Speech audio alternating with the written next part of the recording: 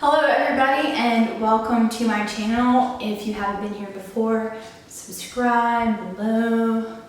If you haven't been here before, subscribe below, do all of that. So today I'm going to be going over some of my study tips for getting into studying and that kind of thing for college students, high school students, everybody. School's about to start for many college students here at about the end of August. A lot of high schools or public school have already started, like this week. I think today my brother started his senior year of high school. So anyway, I'm just going to be giving you some tips and my thoughts on that. Technically it's my second year of college. I've probably taken over 50 hours of college credits. So I've kind of got a hang for the study. So keep listening for my top tips. My number one tip is to have a study space. I have this nice new desk that I got and I love it because I can work on something here, like have my planner laid out, have reference material and be practicing math and check my material or whatever it is I'm doing. You don't have to be this fancy with it. I'm an online college student, and my husband and I just moved to Hawaii, so I wanted to have a room where I can not have any distractions. But even in your dorm room, have that desk just for studying and make a space where you can just study. I wouldn't recommend studying in your bed. You'll get distracted, you'll want to watch TV, fall asleep. If I ever lay in the bed to study, I start to get sleepy just because you're laying down and relaxing, and so I don't think that's a good idea. But I think having a space where you know you're going to study is super important. Now we're going to go on to the next tip. I'm going to flip the camera because this lighting is not that great. So my next tip is to plan ahead. The biggest mistake you can make, especially college students, when you have a full load and if you work or do anything outside of school, the biggest mistake you can make is not planning and keeping track of due dates. So I like to have a planner. I actually love to have a planner.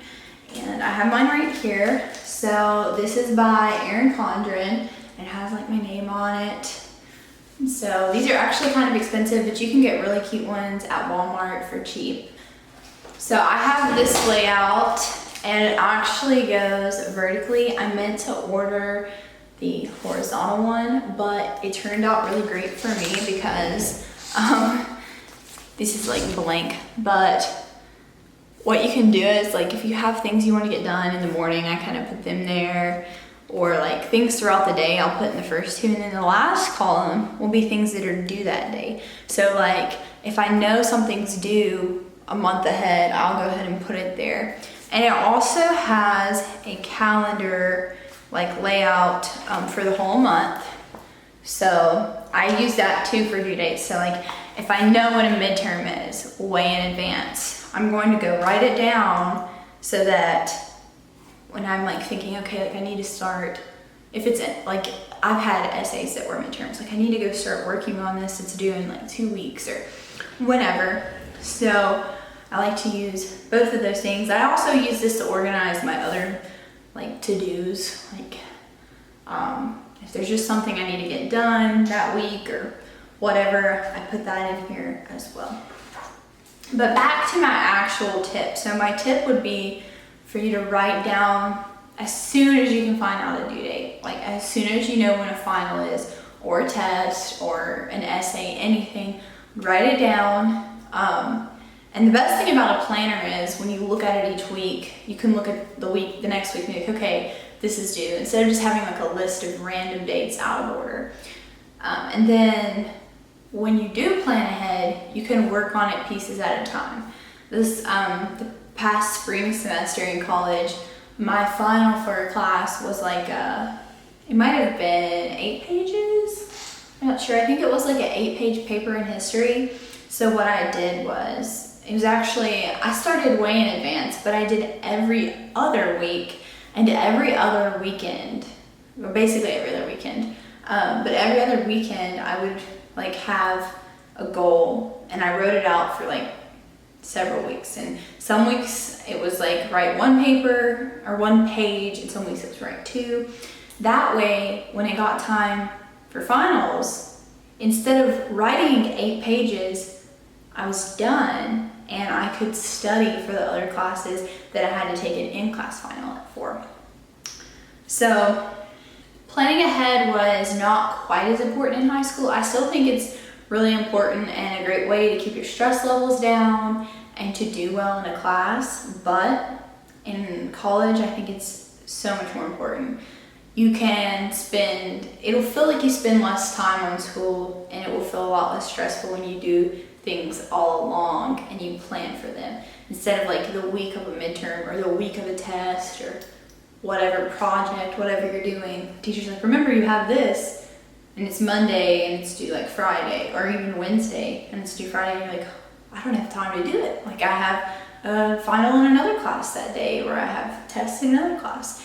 If you know ahead of time, you can make sure, especially if you're working and stuff, you can work around your work schedule and all of those things. My next tip is to be willing to dedicate time, for one. When you go to study, there is like, I would say, a bump in the road.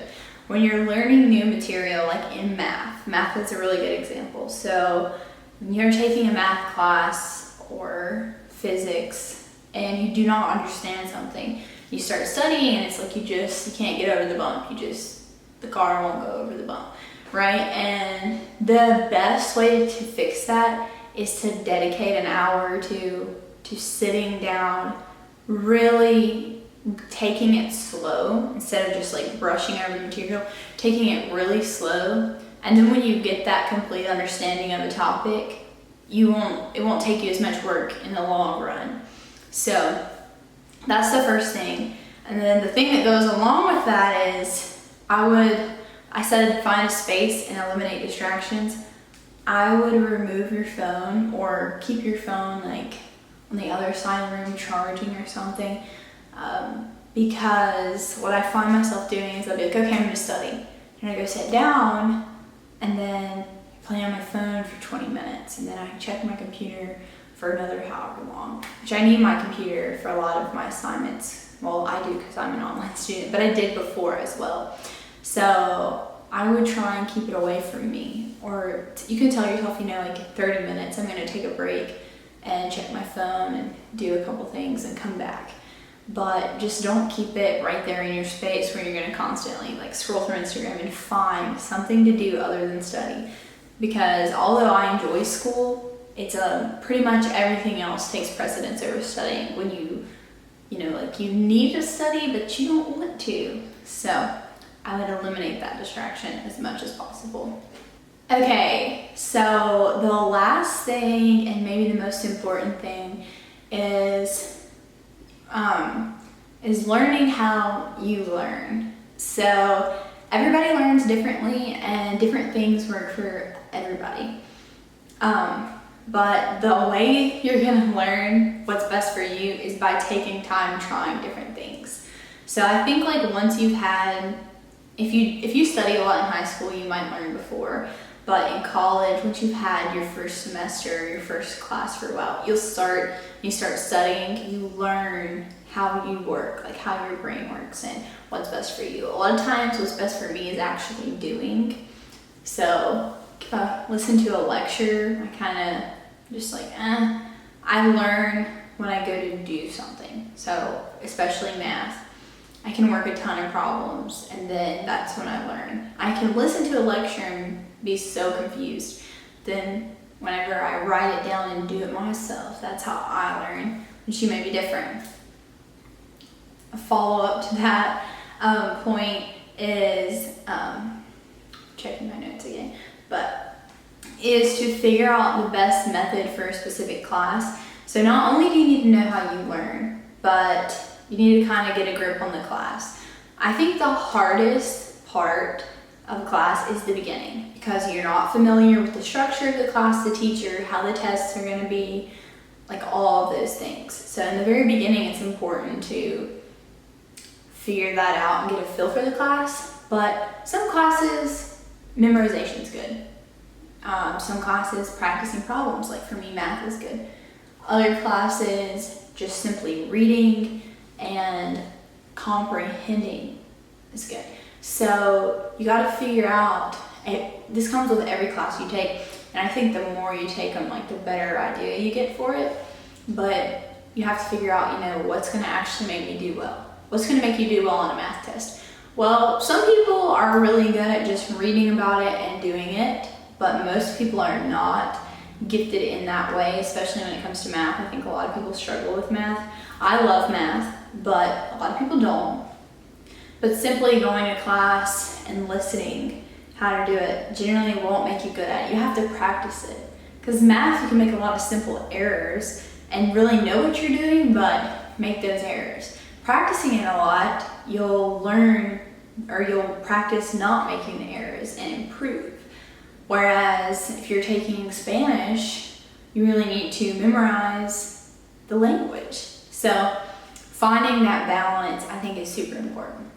Okay, that's pretty much it for this video. If you want to see more in-depth study tips, like how I take notes or anything like that, let me know. But I just wanted to do kind of like an overview. A lot of people are starting college soon, and schools starting to high school. So I wanted to give you like an idea of what I do and just like the main things to get you focused on being successful. I hope this video is not super long, and I hope it's not like all over the place. I tried to make it logical. So if you like it, give me a thumbs up, subscribe. If you want to see anything else related to this, dealing with school or whatever, or if you want to see makeup tutorials, because I do that too, comment that below. All right, thanks for watching, and I'll see you next time. Bye.